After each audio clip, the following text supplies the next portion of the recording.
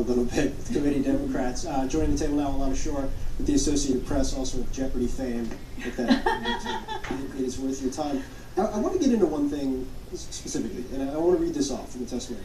There's two top-line points that are very clearly to reach out to Democrats to try and assuage some of the concerns. He says, on the idea of making the Mueller report public, he says, I also believe it is very important that the public and Congress be informed of the results of the special counsel's work. For that reason, my goal will be to provide as much transparency as I can consistent with the law. That last part, the consistent with the law part, leaves a little bit of space there, I think, to some degree. Am I misreading that or overreading it? I think it absolutely does, and that's because there's no hard and fast law governing how a potential Mueller report would get released. I mean, there are regulations out there, but he seems to be cracking the door open to not necessarily what we would expect from that, which is just a full-throated here, the public can see the report. And I guess the big question, so I want to hit on this, so you have a pulse on the committee like nobody else.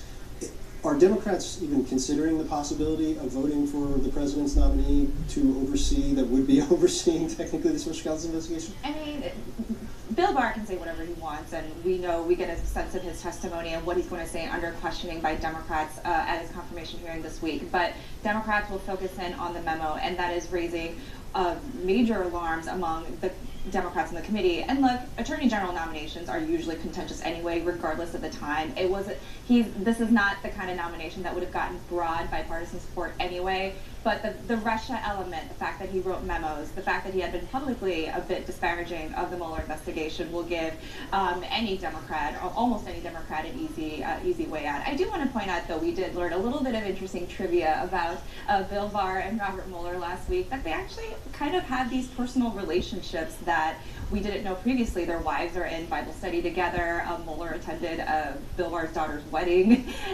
So I don't think he's going to tout that too much, but that's just an interesting little fact to remember. There are a couple of good reasons for Barr to put this out a little bit early. I mean, sure, one is to try to assure Democrats. Another is to try to take some of the steam out of Democrats' anger before they get into that room, or a line of questioning. He can say, well, I've already addressed some of this in my prepared remarks, but I'm happy to blah, blah, blah, take another stab at it. But the third, and maybe the most important, is that he can lay a marker with President Trump. By doing this, because what he's telling the president is, I am happy to be your nominee, but these are my red lines, and don't you try to change the terms on me once I'm confirmed. Along those lines, and very similar to those lines, he says at one point in his testimony, President Trump has sought no assurances, promises, or commitments from me of any kind, either express or implied, and I have not given him any other than I would run the department with professionalism and integrity. Will you make a promise, will you make a loyalty oath, there's been a theme particularly early on in the administration.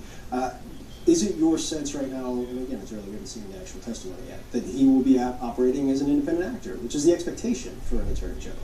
I mean, I think the Democrats are going to try to verify that, right? I mean, they have concerns that he's going to do exactly what Trump would want him to do, even without a request personally to lay off something. Is there a way he can prove to them that that's not the case? No, of course not. I mean, you're never going to know that. He's just going to have to be testifying what he's going to be doing. And the interesting thing for me in the House standpoint, from the House standpoint of this, is I've actually been hearing a lot of Republicans in the House say, because Barr's nomination is moving, that Democrats in the House need to let Whitaker go. As you know, Whitaker has caused a whole bunch of controversy in the House, and top House Democrats want to also bring him in and question him about, what did you talk to the president about regarding this investigation? Are you going to try to undercut or bury the Mueller investigation if it does come out on your watch?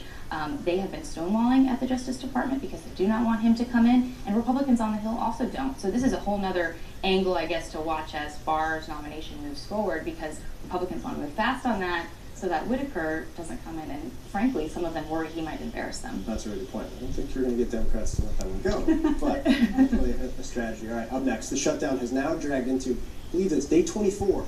The blame game is in full swing, and a weekend snowstorm made